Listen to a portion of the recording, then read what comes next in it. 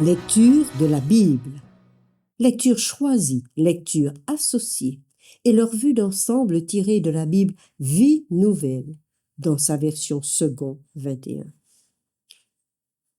Dans les regards que nous portons sur le sanctuaire, nous découvrirons aujourd'hui un autre aspect de la gloire de l'Éternel, de son désir d'habiter parmi son peuple dans le désert.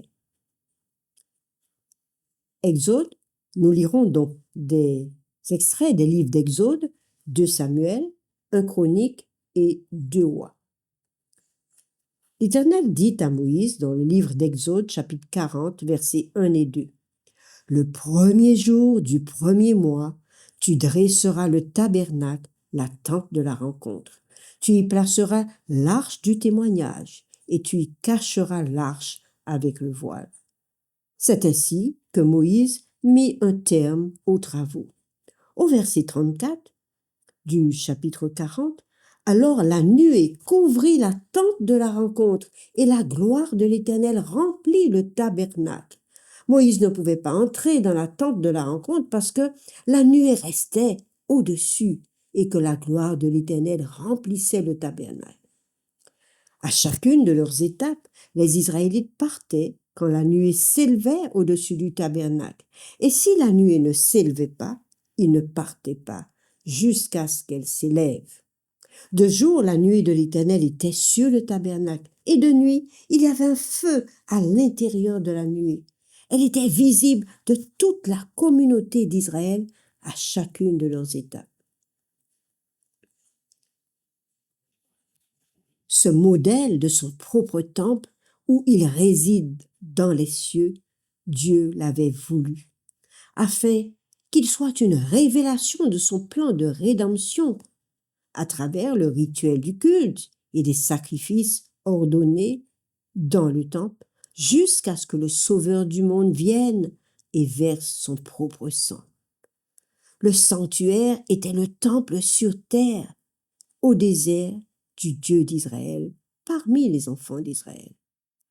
Nous avons suivi sa construction, sa confection et maintenant vu son inauguration où la gloire de Dieu a rempli le temple. Extraordinaire pour nous aujourd'hui de voir combien Dieu s'est manifesté de façon visible et palpable aux yeux d'êtres humains. Nous poursuivons dans le livre de 2 Samuel, chapitre 6, les versets 1 à 15.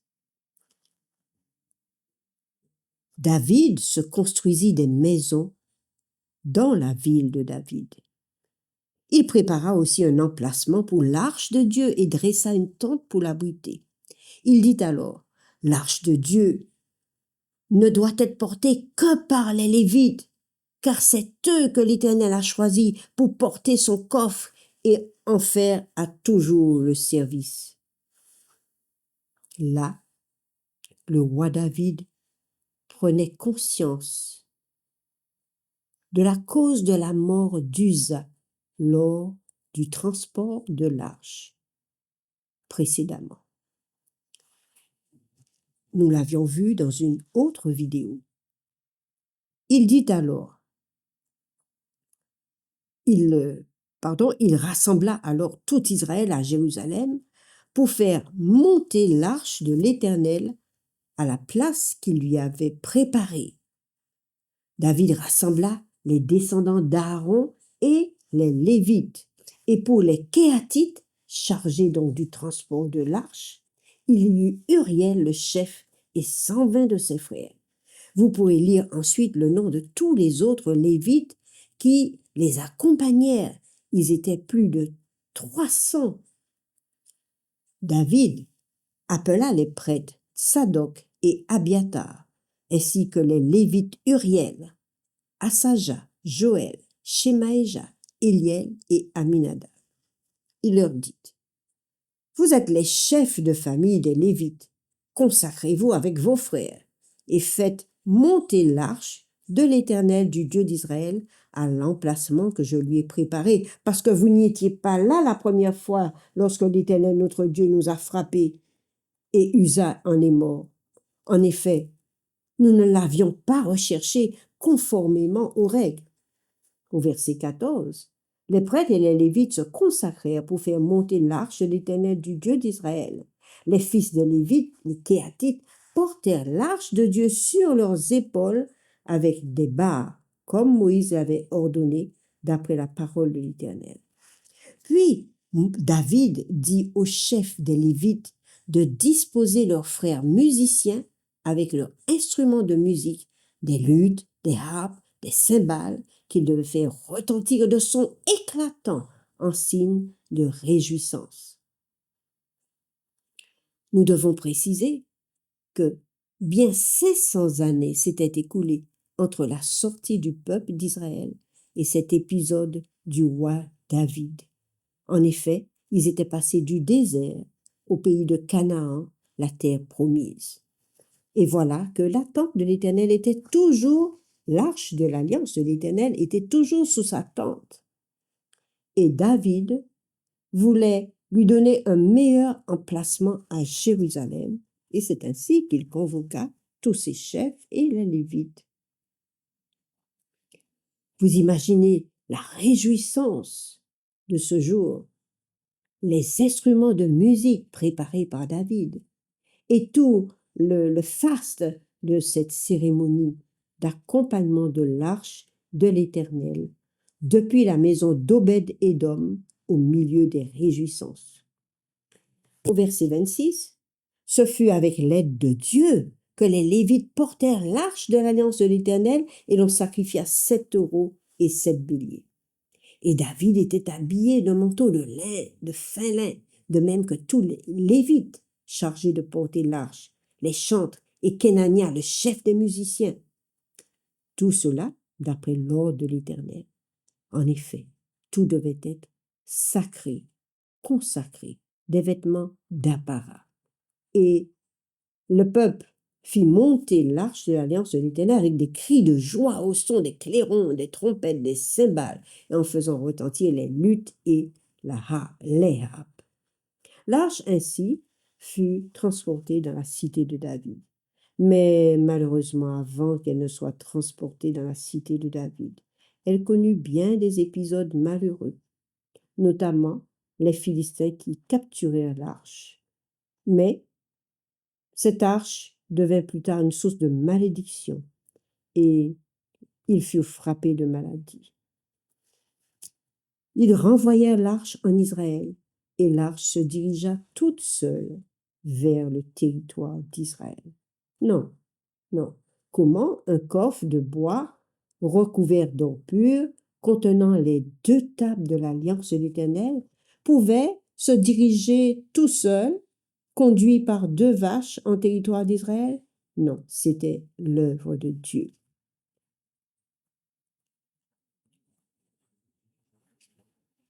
David transporta l'arche dans ce lieu choisi où il dressa une autre tente pour l'abriter. Nous lisons 1 Chronique chapitre 28, versets 1 à 10. Nous sommes toujours à l'époque du roi David. Il a d'autres ambitions pour l'arche de l'alliance de son Dieu. David convoqua à Jérusalem tous les chefs d'Israël, les chefs de tribus, des divisions militaires au service du roi, les chefs de milliers, des centaines, ceux qui étaient intendants de tous ses biens, de tous ses troupeaux, ainsi que les eunuques, les guerriers, tous les hommes vaillants. Une grande assemblée à Jérusalem. Le roi David se mit debout et dit « Écoutez-moi mes frères et mon peuple. J'avais l'intention de construire une maison qui soit un lieu de repos pour l'arche de l'alliance de l'Éternel, pour le marchepied de notre Dieu, et je me préparais à construire. Mais Dieu m'a dit, tu ne pourras pas construire une maison en mon honneur, car tu es un homme de guerre et tu as versé du sang. L'Éternel, le Dieu d'Israël, m'a choisi dans toute la famille de mon père pour que je sois toujours le roi d'Israël. Oui, il a choisi Juda pour chef, dans la tribu de Juda. Il a choisi la famille de mon père et parmi les fils de mon père, c'est moi qu'il a voulu faire régner sur tout Israël.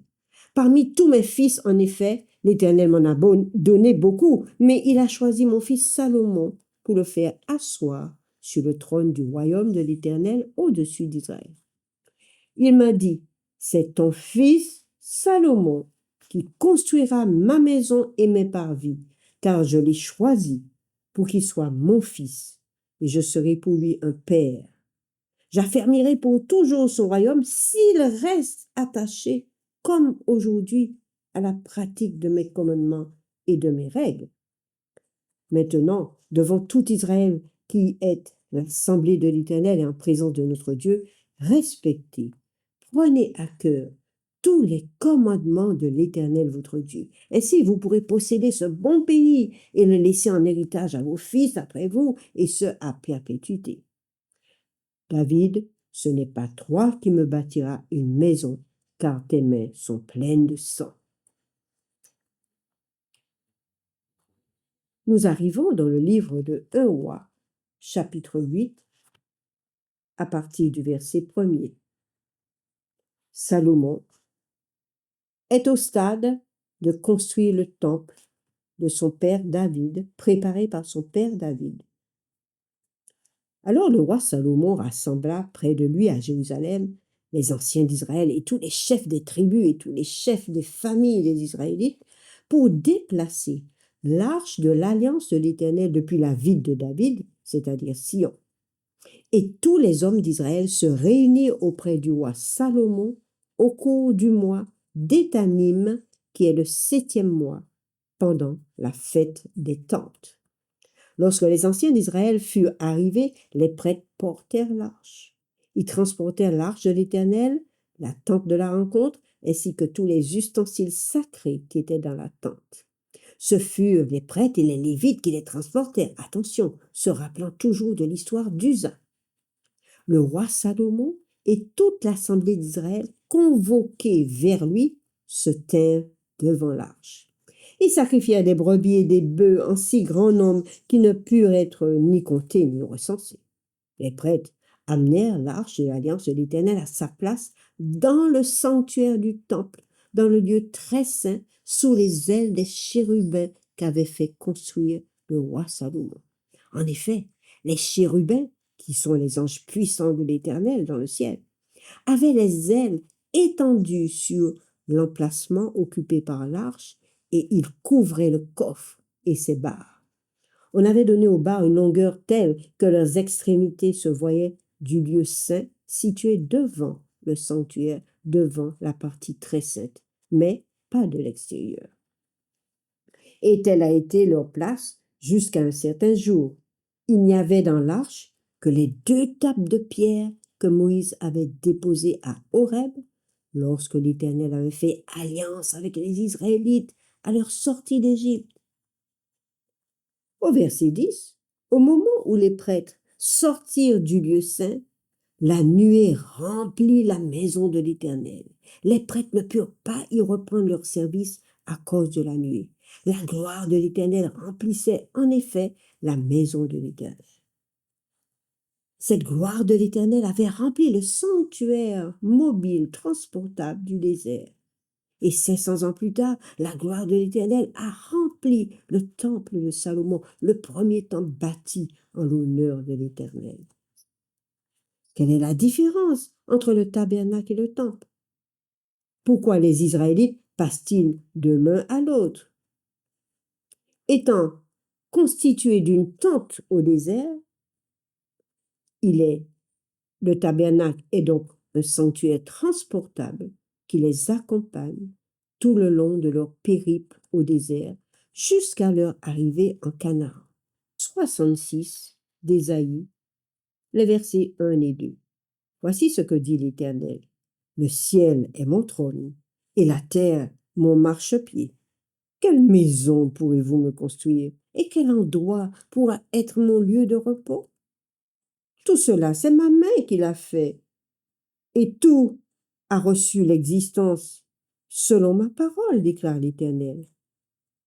Mais voici sur qui je porte les regards, sur celui qui est humble et à l'esprit abattu, sur celui qui fait preuve de respect vis-à-vis de ma parole. L'arche de l'alliance de l'Éternel contenait les 10 paroles, les 10 commandements écrits du doigt de Dieu. Cette même loi, les Lévites s'en inspiraient afin de juger le peuple. Ce sont les Lévites qui avaient la fonction de juge en Israël. Sur la base de cette loi, l'Éternel déclare dans Ésaïe 42, verset 21, qu'il a voulu, pour le bonheur d'Israël, publier une loi grande et magnifique. Elle a inspiré un grand empereur romain qui en a fait le code Napoléon. Et ce même code a inspiré nos codes civils, pénals, code de la famille, de l'aide sociale, etc. La présence de Dieu est encore visible à travers la justice des hommes, à travers sa loi qui a inspiré leur propre loi. Dieu a donné au peuple d'Israël des preuves de sa présence. Des humains ont vu la gloire de Dieu et nous l'ont rapporté. Des humains nous rapportent la tendre sollicitude de Dieu qui accompagne son peuple au désert. Et celle immense, l'amour immense de Dieu envoyant son Fils sur la terre, verser son sang, comme réalisant les sacrifices qui étaient effectués dans le sanctuaire. Dieu était présent, son Fils sur terre a manifesté sa présence en guérissant tant de malades, en ressuscitant tant de morts, en mourant et en remontant au ciel après sa résurrection. Et son Saint-Esprit s'est manifesté au jour de la Pentecôte. Tous les trois accompagnent l'humanité, nous garantissent de leur présence. Ils l'ont fait en leur temps et continuent encore sur la terre jusqu'à ce que le Fils de Dieu revienne du haut des cieux, achevant son œuvre. Si cette lecture t'a plu, n'hésite pas à la partager et à t'abonner. Et merci de suivre encore le prochain épisode d'un autre mystère dans le sanctuaire que nous découvrirons ensemble. À bientôt.